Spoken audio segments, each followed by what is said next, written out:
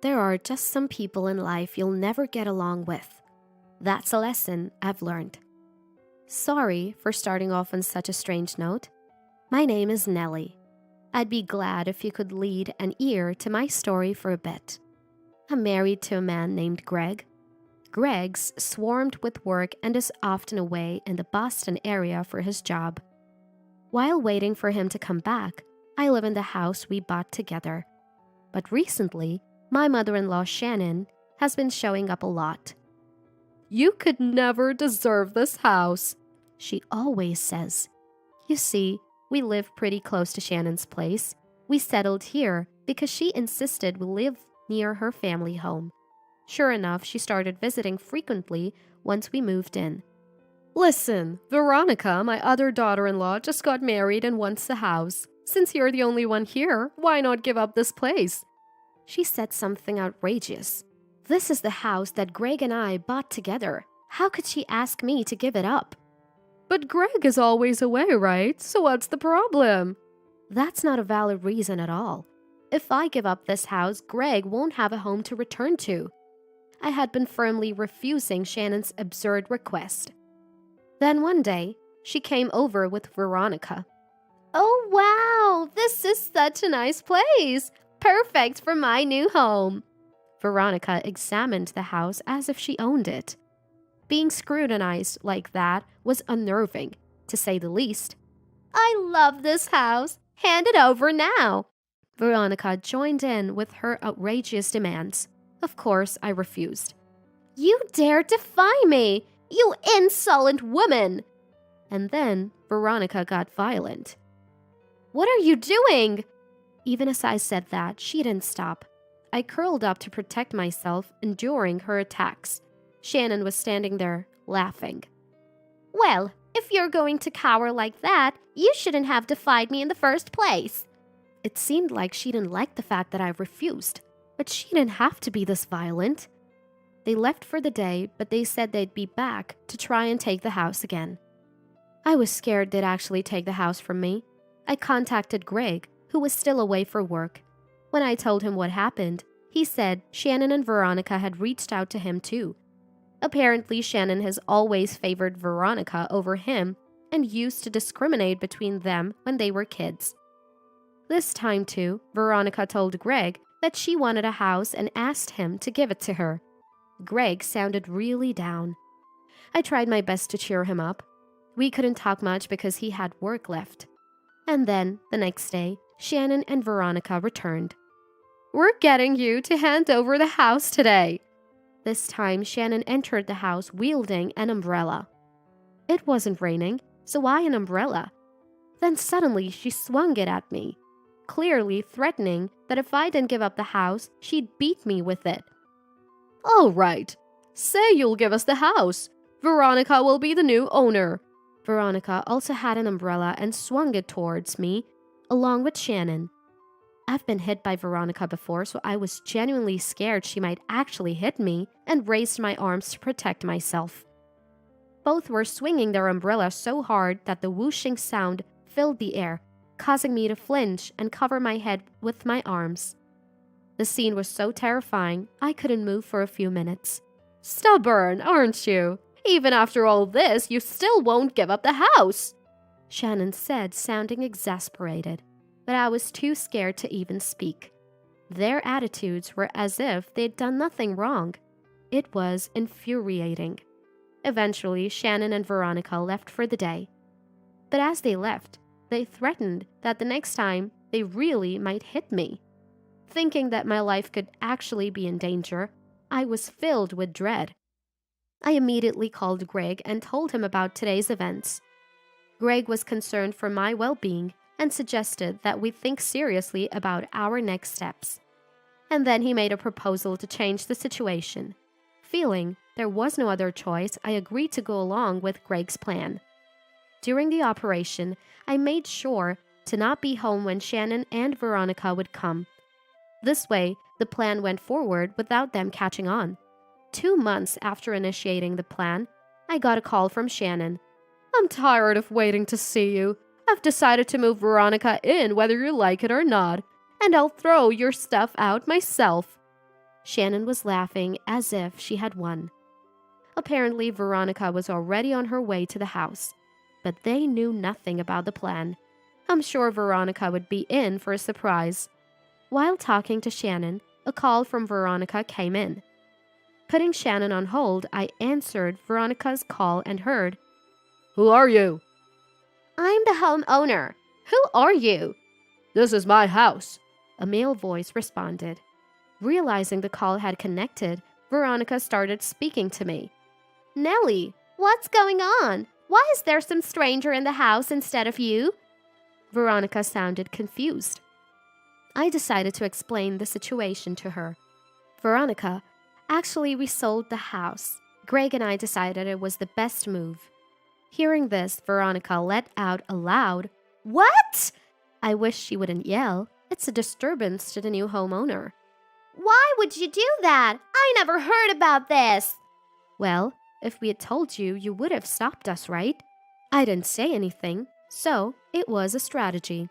Greg was also quite upset with Shannon and Veronica's actions.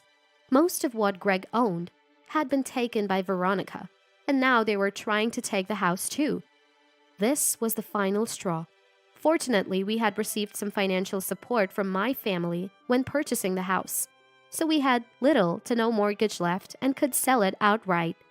"This isn't funny. I really like this house. What am I supposed to do now?" Veronica was furious. Apparently, they'd already planned to live here, and she had even terminated the lease on the apartment she and her husband Ricky were living in. Now, they can't live in this house, and Veronica's faces homelessness. "Why not go back to your parents' house?" I asked, genuinely puzzled, and Veronica became enraged. "Ricky absolutely refuses to live with them." Shannon must really have it in for Ricky, judging by what's been said. Well, if someone is that obnoxious, it's no wonder they're disliked. Veronica wouldn't stop complaining about how she absolutely needs that house. But the house is already sold and the new owners have moved in. What does she expect us to do? Over the phone, I could hear a man's angry voice. Apparently, there's a bunch of stuff sprawled out near the entrance, and he's not too happy about it. At this point, I wouldn't blame him if he called the cops. "Hey, do something about this. You're the one who sold them the house, right?" Veronica, not wanting to be yelled at, tried to make me and the man talk over the phone. "Yes, I did sell them the house, but that doesn't mean we have anything to discuss. Even if we did, the contract has been finalized, so all I can say is, I'm sorry for any inconvenience my acquaintance has caused." I decide to decline Veronica's request. Then, Veronica starts yelling again. Causing a ruckus in front of the house is bothering not just the man, but all the neighbors too. Talking to Veronica is pointless. She just doesn't get it. I thought this was going nowhere and hung up on Veronica. Immediately, another call comes in. It's from Shannon, whom I had put on hold. "What on earth are you doing? Veronica is furious. Fix this!" I'm just dumbfounded by her blame shifting. Shannon is the one who tried to let Veronica move into our house without permission. But she acts like I'm the villain. If it weren't for these two making a scene, I would have continued to live in that house. "Where are you now? Just fix it!" Oh, I hadn't told her yet. I'm at Greg's new posting. "What?" I decided to move with Greg to his new location. Greg frequently gets transferred because of his work, and we thought it would be better to not settle down in one place. Luckily, we don't have kids, so we have the freedom to change our residence. But that didn't satisfy Shannon. "Come back right now. I need to give both of you a piece of my mind." Shannon sounded furious, but I'm the one who wants to be mad. If it weren't for Shannon's meddling, we wouldn't have had to give up the house. Enough, Shannon. How much more inconvenience do you plan on causing people? I figured it's safe to vent, given that I've moved and we're over the phone. I wonder if you ever think about how much stress you've caused us. Don't bother us anymore. Hearing my resistance must have really infuriated Shannon. She was screaming so loudly over the phone, it was hard to understand what she was saying. It made me worry if she was taking her anger too far. I can't believe this! How dare you talk back to me like that? Greg, you too! How dare you defy your older sister, even though you're just Veronica's little brother? It seemed Shannon had traveled all the way to Boston suburbs just to take revenge on us. But she didn't know where we lived. Hey, tell me where you live! There's no way I'd comply with such a demand. I naturally refused. Then Shannon screamed again. It was almost funny. She was like a machine programmed to scream every time I defied her. Enough is enough! I'm Greg's mother. Since when is it okay for a child and his wife to defy their parents? She was pulling some pretty old-fashioned cards. I mean, there are countless ways to find out where someone lives. Given she hasn't thought to look it up, I doubt she'd ever manage to reach our home. Give me your address. Neither of you is getting off easy. Wait, what? Suddenly, Shannon's tone changed. I wondered what had happened when she started screaming.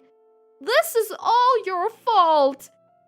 Turns out, Veronica had been taken away by the police, aggressively demanding a man leave his home, and he finally had enough and called the police. Well, that figures. Unable to think rationally, believing that blackmail could solve her problems, she must have gotten it from her mother. Getting taken away by the police might cool her off a bit. How dare you do this to my precious Veronica? Once again, she's deflecting the blame. I mean, how can it be anyone's fault but Veronica's, who was causing a scene outside someone else's house? Just then, Greg got home from work.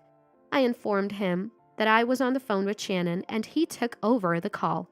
Mom, I've lived my whole life in fear of you, but that's over now.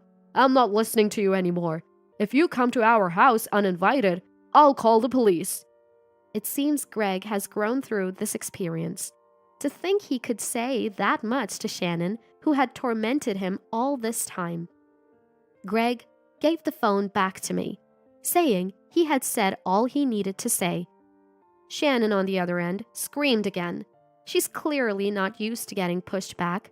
Doesn't she realize that doing awful things could result in some form of retaliation? Shannon, just give it up. Veronica has been taken away, and anything you do to me is just going to be petty revenge. Even so, Shannon just kept screaming.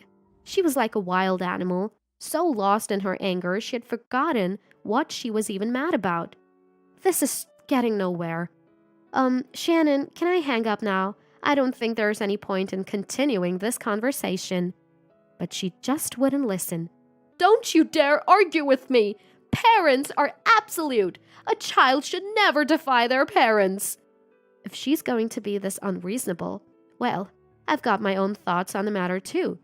Shannon, I've said it before and I'll say it again. We're done interacting with you. Stop contacting us.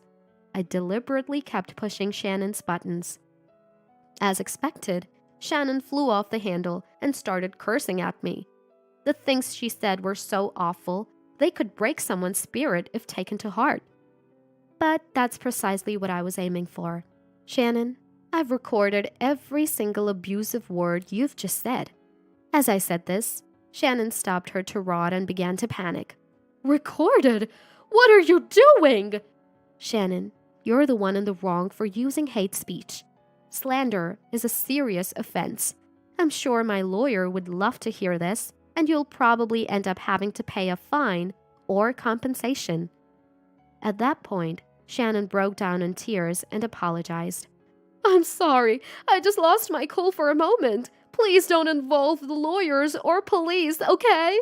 Since Shannon kept apologizing persistently, I told her to never interfere with Greg and me again, and decided to forgive her. Shannon promised, and we never heard from her again. The truth is, I hadn't actually recorded anything. It was all a tactic to make Shannon back off. She didn't even know how to find our address, so I thought she might fall for a simple trick like this. And she did. Finally, peace returned to Greg's and my life. I heard that after being taken by the police, Veronica had to pay damages to the tenants. Having lost their home, Veronica and her husband Ricky moved in with Shannon. But within a few days, Ricky was talking about divorce, and it seemed Veronica was going to be divorced. To top it all off, Shannon had been hurling insults at Veronica's Ricky too. And I heard she also ended up having to pay damages for her insults. Both Shannon and Veronica ran out of money, and what used to be a friendship turned into mutual loathing. The atmosphere in their home is reportedly constantly tense now. Well, they brought it upon themselves. I hope they come to accept the circumstances and move on. As for Greg, he completed his assignment and returned to the main office, only to be assigned to another distant location a few months later. We realized it's more convenient for us both to relocate together given how our lives have become increasingly busy with transfers. Now, wherever we go, people say we're a great couple, not just at the company, but also among the locals in the places we move to. After overcoming challenges without giving in to Shannon and Veronica, we realized that we'll be fine wherever we go. We look forward to supporting each other as we move forward in life.